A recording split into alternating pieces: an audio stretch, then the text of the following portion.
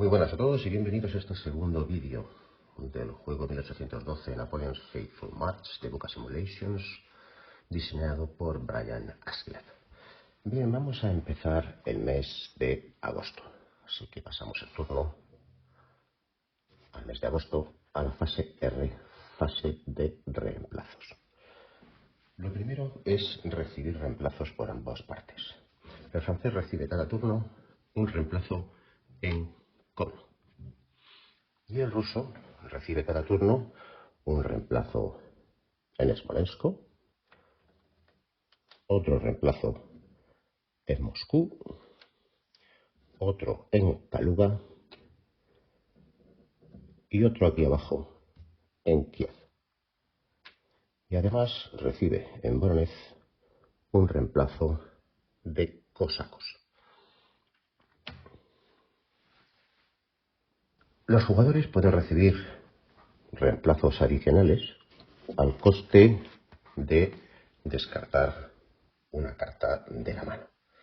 ¿Vale? Pueden recibir 2 reemplazos de infantería por cada carta o bien un reemplazo de cualquier otro tipo de unidad, siempre que estén disponibles en el pool. Así que por lo tanto el francés no puede ahora mismo descartar una carta para recibir una unidad de guardias, porque todas las unidades de guardias están ya siendo usadas. A continuación se cogerán 2 cartas por jugador, pero primero hay que reintegrar a los mazos las cartas que se hayan utilizado en el turno anterior, excepto aquellas que se hayan usado por el evento. Si recordamos, el jugador ruso utilizó esta carta como evento para colocar 2 marcadores de evasión, así que esta carta queda fuera del juego definitivamente. Una vez hechos los mazos, ambos jugadores pueden retirar y meter en su mano 2 cartas del mazo. Ahora bien, el juego establece que tanto el jugador ruso como el jugador francés durante el mes de julio puedan elegir una de esas 2 cartas que se incluyen en su nueva mano de entre alguna de estas 2. ¿De acuerdo? El zar abandona el ejército o tierra quemada. Bien, pues el jugador ruso va a coger esta carta, la de que el zar abandona el ejército, y la va a meter en su mano. ¿Y por qué va a coger esta carta? Porque ahora mismo el hecho de que el zar Alejandro esté acompañando a Barclay de Tolly hace que, como el zar Alejandro tiene 4 estrellas y Barclay solo tiene 2, Barclay no pueda usar sus habilidades especiales y tenga que usarse las habilidades del líder de mayor rango, que es el zar Alejandro. Entonces, claro, pues Barclay de Tolly tiene algunas habilidades muy buenas porque puede jugar 3 cartas de batalla y además puede cambiar una orden en su localización por una orden de evasión. Y esto siempre es muy interesante. Mientras que por el contrario, el Alejandro es un paquete. ¿Vale? Y no solamente no juega cartas de batalla, sino que tiene -1 al dado de batalla, que luego veremos.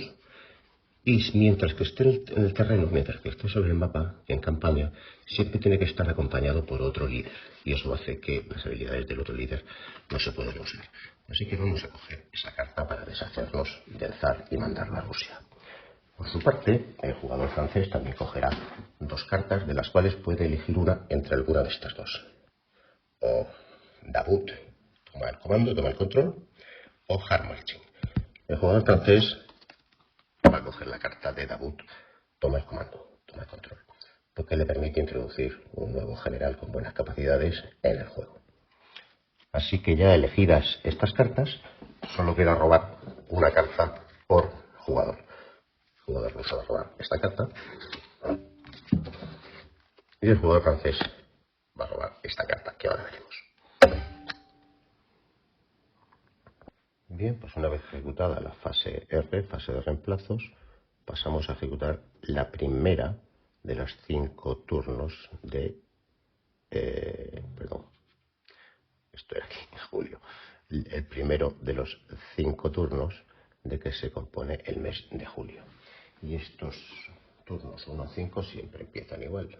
Lo primero es coger una carta. Así que cada jugador va a robar del mazo una carta adicional.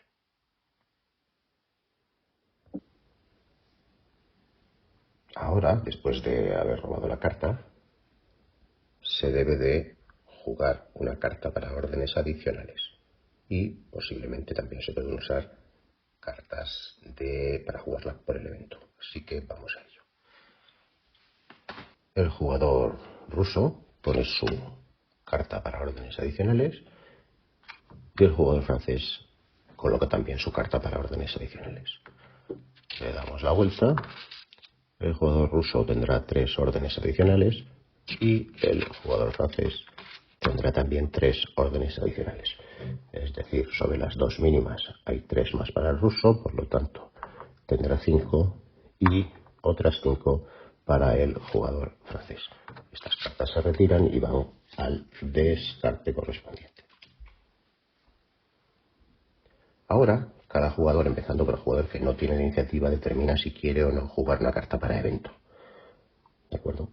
El jugador ruso dice que sí, que va a jugar una carta. Y coloca esta carta. Como podéis ver, es la carta que hemos elegido voluntaria y establece que el zar, ¿vale?, ha de jugarse como en la fase de operaciones, es decir, en este momento hay que quitar a Alejandro del juego sin coste puntos de victoria y coger una carta a tu mano. ¿De acuerdo? Así que esta será una carta de evento que va a jugar el jugador ruso. El zar Alejandro es sacado del juego. Las unidades que están con el zar Alejandro pasan a estar con la Clé. Y el jugador ruso coge una nueva carta. El jugador francés también va a jugar una carta. Va a jugar esta. Davout toma el comando, ¿vale? Así que cogemos a Davout del pool de fuerzas del francés, que lo tenemos aquí tomajo, y lo colocamos junto con un punto de fuerza francés en cualquier lugar donde haya fuerzas francesas suministradas, es decir, al menos a 5 pasos de carretera de un depósito, ¿vale? Así que vamos a coger un punto de fuerza francés con Davout y vamos a colocar a Davout aquí, en Vilna, que está suministrado, ¿vale? Porque hay un depósito justamente ahí. El jugador ruso dice que no va a jugar más cartas por el evento, pero el jugador francés sí, dice que va a jugar otra carta más. Y es esta carta que veis aquí, Hard Marching. Esta es una de las iniciales que eligió el jugador francés para su mano, ¿vale? La ventaja de esta carta es que se mueve la iniciativa del juego una casilla a favor del francés y va a recibir un marcador o una orden adicional de Force March. Es decir, el jugador francés va a poder tener sus 5 órdenes y además una orden gratuita de Force March, ¿vale? La gran ventaja además es que este turno todas las fuerzas francesas que utilicen Force March van a luchar sin la modificación de ir a la mitad. Y esto pues es bastante interesante para conseguir pegar fuerte en una ofensiva general. Así que jugamos estas 2 cartas y ya no se van a jugar las cartas por operaciones porque hay que guardar las cartas para más adelante. Así que todas estas cartas que se han jugado como evento quedan eliminadas de la partida. Ya no van a volver a poder salir. Pues bien, el jugador ruso se ha deshecho del lastre que suponía el emperador Alejandro y el jugador francés ha obtenido a Davout, que como veis tiene la ventaja de que tiene uno más en el dado de batalla y puede jugar hasta 3 cartas de batalla. Y además puede cambiar una orden a orden de marcha. ¿De acuerdo? Y esto puede ser muy interesante. Pues bien, estas son las órdenes de las que va a disponer cada bando para la fase ahora de colocación de órdenes sobre el mapa. El ruso tendrá 5 órdenes y además su orden permanente de Cavalry Patrol, además de los 4 dummies. El francés tendrá esta orden de marcha forzada que ha ganado con la carta, más su orden permanente de forrajeo y los 4 dudes.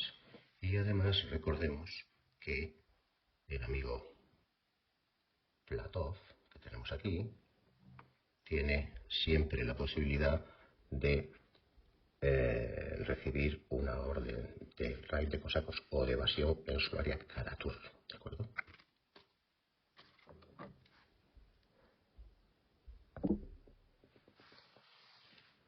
Bueno, pues ahora llega el momento de la verdad y el francés tiene que pensar qué va a hacer con todas las órdenes que puede colocar sobre el mapa. Y el francés va a decidir ser muy agresivo. Como vemos, Barclay-de-Tolly está aquí con el principal ejército ruso, aunque Bagration no tenemos que quitárnoslos, tampoco no tenemos que desestimarlo. Pero la necesidad de los franceses es ir tomando las ciudades que dan puntos de victoria, mantener protegidas las líneas de comunicaciones y, a ser posible, destruir cuanto antes al ejército ruso principal. Así que, aprovechando la carta especial que tenemos, que nos permite hacer marchas forzadas sin ir a la mitad, lo que vamos a hacer es, con el grueso de la Gran Armée, hacer una marcha forzada por este atajo, hasta Minsk. Una fuerza irá por aquí y otra fuerza hará una marcha a esta ubicación. Así, si Barclay consigue replegarse o consigue ejecutar una evasión, deberá de ir hacia esta localización, dejándonos libres el camino. Así que vamos a colocar las órdenes y vamos a ver qué es lo que nos responde el jugador ruso. Muy bien, pues ya tenemos las órdenes dadas. Como podéis ver, el ruso no tenemos ni idea de qué es lo que ha decidido hacer. Pero nosotros sí que vamos a hacer 2 marchas forzadas, una marcha y una creación de depósito desde esta localización donde está el grueso de la Gran Armée. ¿Vale? Eugene tiene también una orden de marcha. Aquí arriba estas unidades les hemos puesto con un dummy a expensas de qué es lo que puede hacer Wittgenstein, que lo tenemos ahí. Pues no sabemos exactamente qué va a hacer Barclay-de-Tolly, pero suponemos que se va a evadir y tampoco muy bien qué pretende hacer ni Bagration ni Platov, aunque Platov probablemente tenga una orden de evasión. Aquí abajo con los austríacos hemos puesto una orden de marcha para entrar en Rusia desde el Gran Ducado y bueno, pues empezar a ver si podemos darle el follón al ruso en esta parte de aquí, o al menos pues cortar esa línea de comunicación, ¿de acuerdo? Pues vamos a empezar a revelar las órdenes, empezando por las de marcha forzada. El francés tiene la iniciativa y elige ser él el que ejecute la primera. Así que vamos a ejecutar una de estas órdenes de marcha que hay en la localización de Vilna. Y se lo vamos a dar a Davout, ¿vale? Con carácter previo, el jugador francés, cuando tiene todo esto en libres en el mismo sitio, puede distribuir las tropas como quiera entre ellos. Así que no quiere decir que Davout tenga un solo factor de infantería, que es con lo que ha entrado, puede tener ahora cualquier cantidad. Y el jugador ruso eso lo desconoce. Así que Davout ejecuta una marcha forzada, mueve aquí y de aquí a Minsk. Davout no se va a colocar un marcador de 0,5 porque recordemos que el francés está jugando esta carta de hard marching, ¿vale? Y las unidades que usan marcha forzada combaten a plena potencia. Así que ahora le tocaría revelar una orden de marcha forzada al jugador ruso. El jugador ruso solo tiene una, aquí detrás, con estas unidades que hay aquí, esta orden de marcha forzada. Así que la tiene que ejecutar y va a coger estas unidades y las va a llevar 1 y 2 aquí hacia el este, por si Barclay-de-Tolly las necesitase. Estas unidades sí que van al 0,5. Ahora le vuelve a tocar al jugador francés revelar una marcha forzada y va a revelar esta orden, que está en la misma localización de Vilna. Le va a permitir mover a Napoleón 2 localizaciones, pero le basta con una y colocarse aquí. Esto es importante porque ahora las fuerzas de Barclay de Tolly quedan fijadas. Barclay de Tolly no puede salir de aquí ahora con una orden de marcha forzada o de marcha, si no deja al menos tantos factores de fuerza como la fuerza que ha entrado en ese momento. Solo podría escapar de aquí mediante una orden de evasión. Bien, el ruso ya no tiene más marchas forzadas y al francés tampoco le quedan órdenes de marcha forzada. Así que vamos a proceder a revelar las órdenes de patrullas de caballería. El jugador francés declara que no tiene ninguna y por lo tanto le toca al jugador ruso. El jugador ruso tiene una orden de patrulla de caballería en algún lado, aquí, con Bagration. Así que revela esa orden y esto le permitiría conocer la fuerza y las órdenes de cualquier localidad adyacente. Jerome no está adyacente, pero sí puede saber la fuerza que tiene Murat y cuáles son las órdenes que hay ahí. Así que el jugador francés las tiene que revelar al jugador ruso, que ahora ya sabe que hay una orden de marcha y un depósito. Y sabe también que Murat ahora mismo tiene 4 factores de caballería y 4 de infantería, aunque 2 de ellos están exhaustos. Pues después de las órdenes de patrulla de caballería, toca el turno de las órdenes de marcha. Retiramos esta orden de patrulla de caballería y para la ejecución de las órdenes de marcha, el jugador francés decide que empiece el jugador ruso a ejecutarlas. El jugador ruso revela que una de estas 2 órdenes que tiene aquí es una orden de marcha. Era una orden de marcha que se había dado a Barclay de Tolly, seguramente para ir a Minsk, pero la maniobra francesa le ha cortado el paso. Ahora mismo esta orden de marcha no la puede ejecutar Barclay para ir, por ejemplo, aquí, porque está pineado, está bloqueado por Napoleón. Tendría que dejar tantas fuerzas en la localización como tenga Napoleón, y Napoleón tiene más. Así que, por lo tanto, lo que va a hacer el jugador ruso es aprovechar y en vez de jugar la orden de marcha, va a utilizar la habilidad especial de Barclay, que dice que puede cambiar una orden a orden de evasión. Y eso es lo que va a hacer.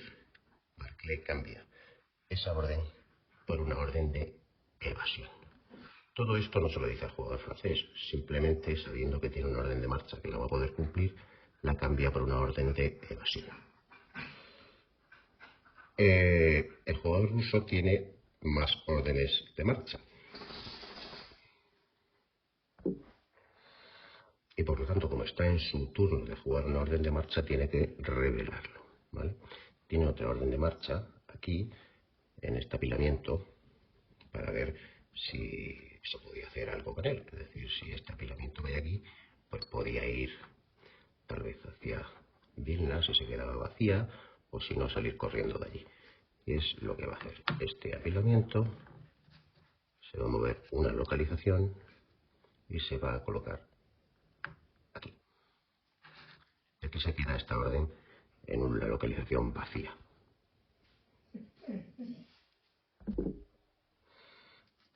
La siguiente orden de marcha le corresponde al jugador francés, que va a ejecutar esta orden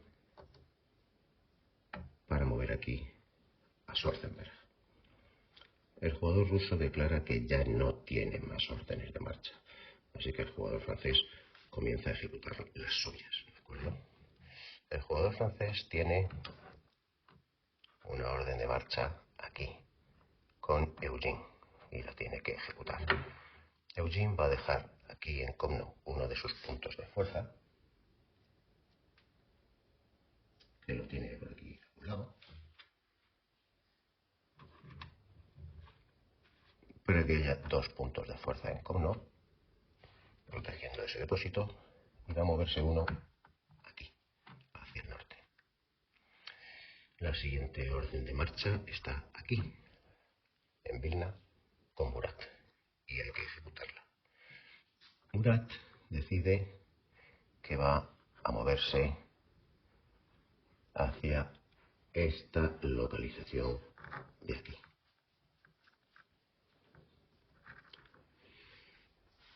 Y ya no quedan más órdenes de marcha que ejecutar. A continuación vendría la ejecución de las órdenes de evasión. Bien, Barclay de Tolly ha sido lo suficientemente hábil para cambiar su orden de evasión y, aunque debería de retirarse a Minsk, pero no puede porque está Davut, así que debe de retirarse al depósito siguiente más cercano. Y el depósito siguiente más cercano está realmente lejos. Es este de aquí, está a 1, 2, 3, 4 localizaciones. Así que se quiere retirar aquí jugando su orden de evasión. Sin embargo, el jugador francés esto ya lo tenía previsto y decide jugar esta carta. Esta carta es una carta de reacción, ¿de acuerdo? Y lo que hace es que cancela todas las órdenes de evasión en un área. Se reducen las pérdidas en ambos bandos en la consiguiente batalla en el área en 1. Así que esta carta atrapa al jugador ruso y tendremos por fin una batalla. Esta carta, como veis, no se descarta definitivamente, ¿vale?, del juego, sino que va al descarte y podrá volver a entrar. Pues bien, el jugador ruso declara que tenía otra orden de evasión aquí con Piotr Bagration, pero como nadie se le ha metido en el área, pues esta orden de evasión no tiene efecto. Existe también otra orden de evasión, ¿vale?, la que estaba con Platov, por si acaso, que tampoco va a tener efecto porque nadie se ha metido en su zona para combatirle. Así que después de haber jugado todas las órdenes de evasión, vamos por fin a plantear una batalla. Pues bien, estas son las fuerzas de ambos contendientes. Napoleón tiene un factor de caballería exhausto, 10 de infantería y 4 de guardias, mientras que Barclay tiene 5 factores de infantería, 1 de caballería y 2 de infantería exhausto. Los factores exhaustos en batalla valen 0, y el resto vale 1 cada uno, salvo la guardia que vale 1,5. Luego Napoleón realmente tiene 10, 3 y 3, 6, 16, mientras que Barclay de Tolly tiene 6. A continuación hay que decidir si se juegan o no cartas de batalla, y los jugadores ponen boca abajo tantas cartas de batalla como les permitan sus generales si quieren. Por ejemplo, Barclay de Tolly permite jugar hasta 3 cartas de batalla, mientras que el emperador Napoleón permite jugar hasta 4 cartas de batalla. El jugador ruso decide poner una carta sobre la mesa y dice que va a jugar esta carta como carta de batalla. Y el jugador francés dice que también que va a jugar esta como carta de batalla. Así que se revelan las cartas simultáneamente. Y como podéis ver, ambos han decidido usar sus cartas de dummy para simular que iban a gastar alguna carta en esta batalla, ¿de acuerdo? Estas cartas, como son las de dummy, vuelven a la mano de cada jugador. Así que lo que se hace a continuación es tirar en los dados de batalla, ¿de acuerdo? Los dados de batalla de este juego son muy particulares, como podéis ver, ¿vale? Son dados de 6 caras, pero tienen valores, por ejemplo, el ruso va desde -2 hasta el 3, y tiene concretamente este valor que indica que es un +1 si se está ejecutando una orden de defensa, que no es el caso, porque esto que hay aquí es una orden dummy, ¿vale? Ahora sería el momento de ejecutar las órdenes de defensa. Y el dado francés también particular, tiene varios valores, tiene desde un -1 hasta un 4. Este 4 quiere decir que es 4 solamente en verano. En invierno esto es 0 puntos adicionales. Y en invierno esta cara es -1. Luego el dado francés en invierno es bastante peor que en verano. Así que vamos a hacer la tirada correspondiente a ver qué sale. Pues ha salido un 2 para el ruso y un -1 para el francés. Pero Napoleón siempre tiene un +1 al dado de batalla. Así que este -1 desaparece. Por lo tanto, tenemos 16 contra 8. Si nos vamos a la tabla, podemos calcular las bajas. En la tabla de batalla, el ruso tiene 8 factores, de 6 a 9.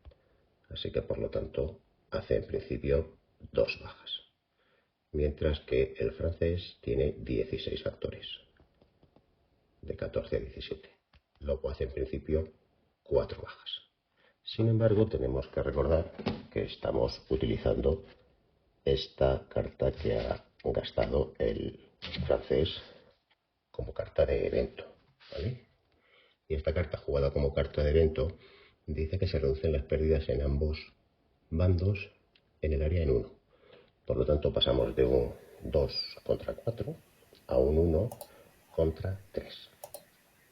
A continuación vamos a empezar a asumir las bajas. Primero vamos a empezar con el francés, que tiene que tomar una baja. Y las bajas se toman de una manera muy particular que viene expresado en la tabla de ayuda.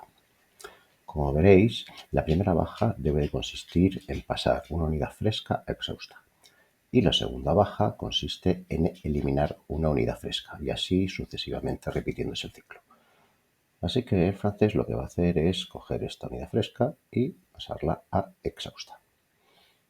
Y ahora vamos con las 3 bajas del ruso.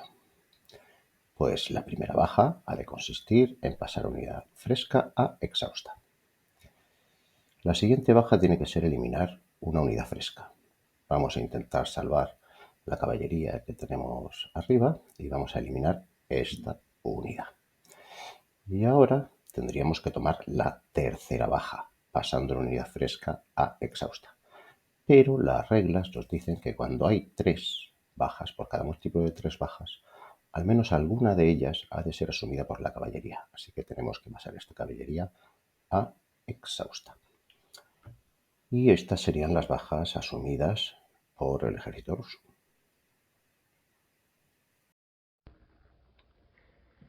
Bueno, pues ahora vamos a proceder a devolver estos factores a sus correspondientes pantallas de ocultación de líderes, sabiendo que el francés ha ganado la batalla porque ha infligido más puntos de daño al defensor que era el ruso. Si hubiese sido un empate, el defensor siempre gana. Así que a continuación el ruso debe efectuar su retirada.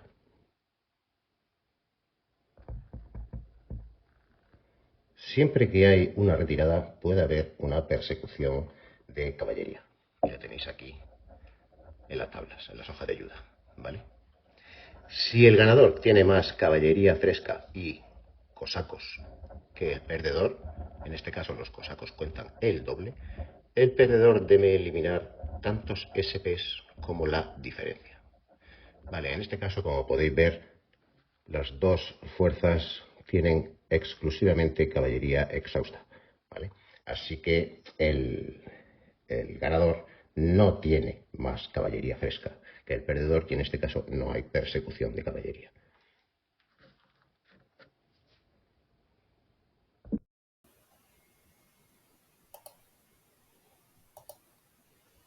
Ahora corresponde ejecutar la retirada de Barclay de Tolly, que tiene que retirarse hacia el depósito más cercano. Como el de Minsk está ocupado, pues el más cercano es el de Vitebsk y tenemos que retirarnos hacia esta localización de aquí, donde habíamos amalgamado estas tropas en espera de reforzar a Barclay, así que las vamos a meter dentro de la pantalla correspondiente de líder y le van a venir muy bien a Barclay de Tolly porque tiene ahora mismo su ejército prácticamente exhausto por completo.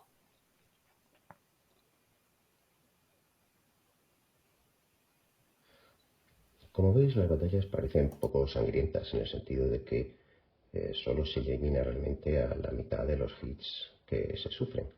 Pero hay que tener en consideración que en este juego, cuando una fuerza se queda sin ninguna unidad fresca, todas las demás unidades que tengan exhaustas, aunque sean muy superiores en número a las unidades frescas del contrario, todas esas unidades son eliminadas y el líder capturado. Así que eso es algo que hay que evitar a toda costa.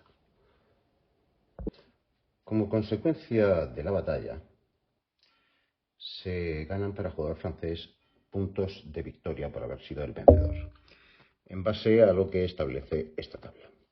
Ha habido 3 impactos o puntos perdidos por el perdedor, y eso otorga un punto de victoria al bando francés. Además, Davout ha tomado Minsk, que da otro punto de victoria. Luego son 2 puntos de victoria a favor del francés. Y además se pierde por parte del jugador ruso este depósito, que no tiene nadie que lo defienda, en Minsk. Como siempre, la pérdida de un depósito supone la necesidad de descartar una carta de la mano rusa. Y el ruso va a decidir descartarse de esta carta, Pride and Hesitation, que la devolvemos, la ponemos en el mazo de los descartes para ser barajada en la siguiente fase de recursos. Así que lo que vamos a hacer a continuación es anotar los 2 puntos de victoria al francés, reduciendo hasta 7 el colchón de puntos de victoria que tiene el ruso. Ya sabemos que cuando llegue a 0 empezará a sumar puntos de victoria a favor del francés, dándole la vuelta a la ficha. Después de la fase de resolución de batallas viene la fase de ejecutar órdenes de rally de recuperación. Sin embargo, ninguno de los 2 jugadores tiene puesta ninguna orden de rally. ¿De acuerdo? Así que pasamos a la ejecución de las órdenes de raids de cosacos, que tampoco hay. A continuación se produce la fase de ejecución de depósitos. Y sí, el jugador francés sí tiene una orden de colocación de depósito en Vilna. ¿De acuerdo? Como Murat ha tenido la prevención de dejar aquí algunas unidades en Vilna, esta orden puede ejecutarse y procedemos a colocar un depósito francés en Vilna. Nos quedaría por último realizar la fase de attrition. Vamos con ella. La fase de attrition o de desgaste comienza con la tirada de tiempo en la fila del verano. Vamos a ver qué sale. Un 2. Un 2 en la fila del verano indica un -1. Por lo tanto, todas las fuerzas contarán con un -1 a la hora de hacer el desgaste correspondiente. A la hora de hacer el desgaste, por ejemplo, del ruso, pues cualquier fuerza que esté a 2 de distancia y que tenga un valor modificado de 5, es decir, que tenga 6 factores menos 1 que ha salido en la tirada de tiempo, es decir, todos aquellos que tengan hasta 6 factores a 2 de distancia, no van a sufrir ningún tipo de desgaste de unidades ni de terreno. Así que nos vamos a centrar en hacerlo para los apilamientos grandes. Pues vamos a empezar con el desgaste de Barclay de Tolly, que está aquí en Toksitsi. Toksitsi está a 1, 2 y 3 localizaciones del depósito más cercano. Este depósito también está a 1, 2 y 3 localizaciones, pero esta carretera es secundaria, así que contaría como 2 pasos. Por lo tanto, este es el más cercano. Barclay tiene exactamente 14 factores, de los cuales tiene 5 exhaustos. Así que si vamos a la tabla de attrition, 14 factores menos 1 de la tirada de tiempo serían 13 factores. Es aquí, de 12 a 14. Y a 3 de distancia supone 2 y una destrucción de terreno. Así que tenemos que colocar un marcador de destrucción de terreno y Barclay tiene que tomar 2 bajas por desgaste. Para anotar las bajas de desgaste de Barclay de Tolly, que es una, el jugador puede optar entre pasar una unidad fresca a exhausta o bien eliminar una unidad exhausta. Y eso es lo que vamos a hacer, vamos a eliminar una de estas unidades rusas exhaustas de infantería porque las bajas del ruso no dan puntos de victoria al francés. Vamos ahora con Bagration. Está aquí en Lida. Bagration tiene exactamente 7 factores. Pero el problema que tiene Bagration es que está muy lejos del suministro. Se había intentado acercar a Minsk para estar cerca al menos a 3 de Minsk, pero el depósito de Minsk ha sido destruido. Así que realmente ahora está a 1, 2, 3, a 4 y a 5 de distancia de este depósito, porque esta ruta no lo puedo usar, y a 1, 2, 3, 4 y 5 de este otro depósito. Luego está a 5 de distancia y hemos dicho que son 7 factores. Pues 7 menos 1 de la tirada de dados son 6 factores. Nada menos que a 5 de distancia son 2 degradaciones y 2 bajas por desgaste. Así que, como el terreno tiene ya 1 de degradación, lo pasamos a nivel de degradación 3 y anotamos 2 bajas de desgaste en Bagration. Bien, ahora tocaría tomar las 2 bajas de desgaste de Bagration. Sin embargo, como vemos, Bagration no tiene unidades exhaustas, así que no puede decidir eliminar unidades exhaustas. Tiene que pasar estas 2 unidades frescas a exhaustas. El ruso no sufre más desgastes por sus unidades porque todas están a una distancia suficientemente próxima del depósito o son lo suficientemente pequeñas como para no sufrir desgaste. En cuanto al francés, vamos a hacer, por ejemplo, el desgaste de Davout. Davout tiene 11 factores y se encuentra a 1 y 2 del depósito más cercano, que está aquí. Por lo tanto, 11 factores menos 1 de la reducción de tirada del tiempo serían exactamente 10 factores. Estamos aquí y está a 2 de distancia, así que es una baja y una degradación de terreno. Colocamos, por tanto, en Minsk una degradación de terreno y Davout reduce una de sus unidades. Davout tiene una unidad exhausta, pero las bajas francesas al final del juego se cuentan para puntos de victoria, así que en la medida de lo posible es preferible pasar unidades exhaustas que no eliminarlas. Bien, Napoleón tiene 11 factores, perdón, 14 factores. Así que 14 factores menos 1 de la tirada de tiempo serían 13. Estamos aquí a 1 de distancia. Es una destrucción de terreno y una baja. Pues colocamos aquí una destrucción de terreno en esta localización y apuntamos una baja a Napoleón. A continuación haremos el desgaste de Jérôme Bonaparte. Jérôme tiene 7 factores y su depósito más cercano está bastante lejos. De hecho, este depósito por aquí no puede ir porque sigue estando Bagration, así que tiene que ir bien a este o bien a este que hay aquí, que son fuentes de suministro. Este depósito de aquí está a 1, 2 y 3 localizaciones. Así que 7 factores menos 1 de la reducción del tiempo a 3 localizaciones son 6 a 3 localizaciones, 1 y una destrucción. Pero como Jérôme tiene aquí puesta una orden de forage, de forrajeo, puedo reducir 2 efectos por cada orden de forrajeo, 2 efectos como consecuencia del proceso de atrición.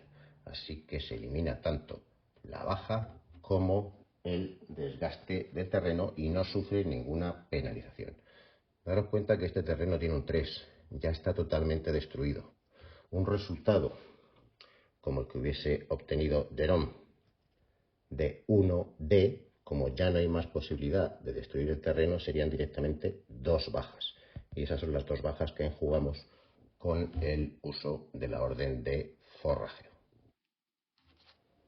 El resto de unidades francesas están también suficientemente cerca o no son lo suficientemente grandes como para sufrir ninguna baja ni ninguna destrucción de terreno por el proceso de desgaste. Pues nada, nos queda ahora por último eliminar todos aquellos marcadores que hay sobre el mapa, marcadores de órdenes y que corresponden a las correspondientes órdenes dummy que han ido colocando los jugadores. ¿De acuerdo? Estas se retirarían y quedan fuera. La última fase del turno es la fase de comprobación de las líneas de comunicación, ¿de acuerdo? Para que se mantengan sobre el terreno los depósitos existentes, tienen que estar comunicados por carretera principal, no por carretera secundaria, hasta un máximo de 4 conexiones de longitud. Bien, pues podemos observar que como no se ha movido nada de terreno, solamente se ha producido la pérdida de depósitos de punta de los rusos, y los depósitos franceses recién construidos cumplen con la condición. Y con esto finalizaría este turno de juego. A continuación procederíamos de nuevo a realizar todo el proceso para el segundo turno de este mes de julio. Pero como el vídeo ya es demasiado largo y creo que hemos visto casi todas las posibilidades del juego, lo vamos a dejar aquí. Muchas gracias a todos, chicos.